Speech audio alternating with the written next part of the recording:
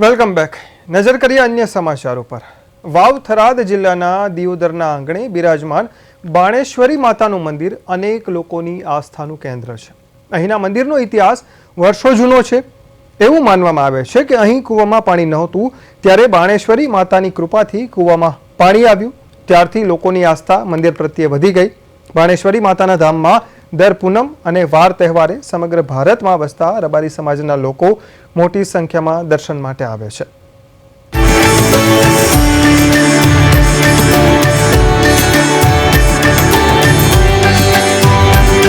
બનાસકાંઠાની ભૂમિ પાવન ભૂમિ છે.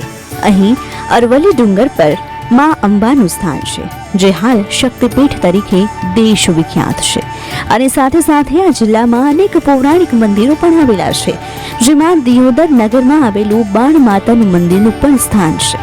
કહેવાય છે કે વર્ષો જૂના આ બાણેશ્વરી માતાના મંદિરે દૂર દૂરથી ભક્તો પોતાની મનોકામનાઓ લઈને દર્શન માટે આવે છે. બાણેશ્વરી માત કી જય. બોલો ગુરુ જગજીવનદાસ બાપુ કી જય. દિયોદરમાં જ્યારે મારા નોગો પરિવાર ત્યારે ઘણા સમય પહેલાં હોય રહેતા હતા. અંદાજિત 75,000 વર્ષ वो समय એક ઉજો કરે નોગો હતો. એમને દીકરા નહોતા એટલે એમને દેવલબાઈ કરીને હતા, એમના સાથે એમના લગ્ન થયા હતા.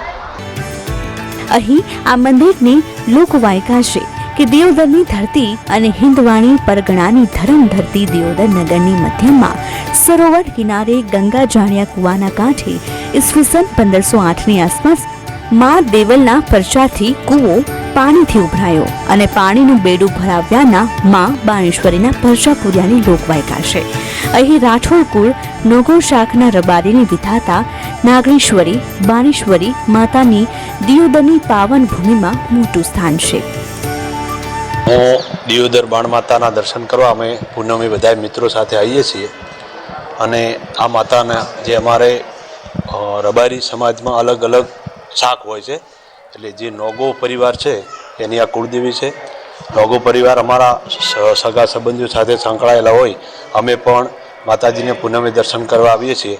મારી સાથે આજે દૂધસાગર ડેરીના ડાયરેક્ટર શ્રી રમેશભાઈ તથા નાયતાથી ડાયાભાઈ તથા હું, મારું ગામ વાયડ છે, પૂર્વ સરપંચ છું. દૂધસાગર ડેરીના જે ગામમાં મંત્રી તરીકેની ફરજ બજાવું છું વાયડ મંડળીમાં.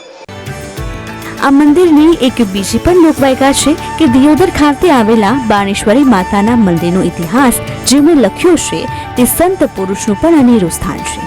પવિત્ર સંત પુરુષ જગજીવનદાસ બાપુનો જન્મ પશુપાલનના વ્યવસાય સાથે સંકળાયેલા નોઘો પરિવારમાં થયો છે. માતા જહુબેન અને પિતા જેઠાભાઈના ઘરે રાજસ્થાનના જાલોર જિલ્લાના સાંચોર તાલુકાના જુડાદર ગામે થયો હોવાનું કહેવાય છે.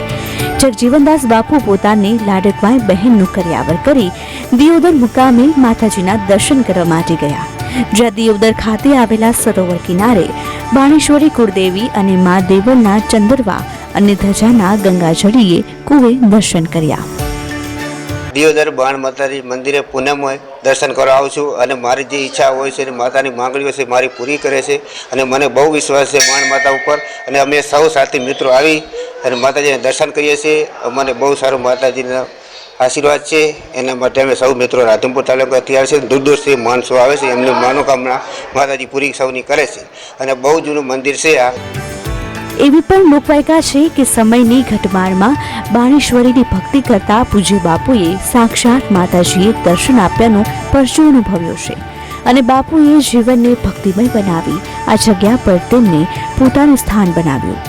જગજીવનદાસ બાપુ વિક્રમ સંવત 2048માં પોતાની જન્મભૂમિ છોડીને દિયોદરને કર્મભૂમિ બનાવી. ગંગાજળીએ કુવાના કિનારે ઝૂંપડી બનાવી માતાજીની ભક્તિ અને આરાધના થકી અંધકારમાંથી પ્રકાશ તરફ લોકોને લઈ જવાની અખંડ જ્યોત અવિરત ચાલુ રાખી. જ્યારથી રબારી સમાજના લોકોનું બાણેશ્વરી માતાજીનું મંદિર આસ્થાનું કેન્દ્ર બન્યું છે. મૂળ વતન ધોનેરા જોડે એટા વાસણ ચોકી છે અને ઓલરેડી રહેવાનું મારું હાલ અમદાવાદમાં છે. અને હર પૂનમે હું આ દિયોદરી અમારી કુળદેવી છે, હું નોગો છું. આ અમારી કુળદેવી છે. હર પૂનમે હું અહીંયા દિયોદર 18 આલમ વસ્તી આવતી હોય ને એની સેવા માટે જ હું આ મંદિરે આવું છું. અને રાતે 14ની રાતે આવું છું અને પૂનમની સાંજે 6-7 વાગે બધી વસ્તી નીકળી ગયા પછી હું જાઉં છું. ત્યાં સુધી અમે ઘણા બધા મારા નોગોના દીકરા છે, બધા માતા બોણમાની સેવકો જે આવે છે, યાત્રાળુઓ આવે છે, એની સેવામાં જ હોય સદાય. દર્શન માટે આવતા ભક્તો અને વડીલોનું કહેવું છે કે દિયોદર ખાતે વર્ષ 2001માં શિખરબંધ મંદિરનું કામ નુગહો પરિવાર અને અન્ય સેવકોના પરિવારના દાનવીરોની આર્થિક સહયોગથી પરિપૂર્ણ કરવામાં આવ્યું. આજે પણ આ મંદિર માં શ્રી બાણેશ્વરી માતાનું એક અલગ જ સ્વરૂપ છે. આ સ્થાન પર ગુગા મહારાજ, મા દેવલની મૂર્તિઓનું શાસ્ત્રોક્ત વિધિસર પધરામણી કરવામાં આવી છે. મહંત જગજીવનદાસ બાપુ, ગુરુ કલ્યાણદાસ બાપુએ દિયોદર નગરની મધ્યમાં સરોવર કિનારે ગંગાજળિયા કુવાના કાંઠે મા દેવલ બાણેશ્વરીના નામે અખંડ જ્યોત ચાલે છે. અહીં બાપુએ અન્ન ક્ષેત્ર જ્યોત જગાડી ફક્ત નોગો જ નહીં, સર્વ સમાજ સેવકો માટે આસ્થા અને શ્રદ્ધાનું કેન્દ્ર બનાવ્યું છે. વાવથરાથી જગદીશ સોની મહેવા, પ્રદેશ 24 ગુજરાતી.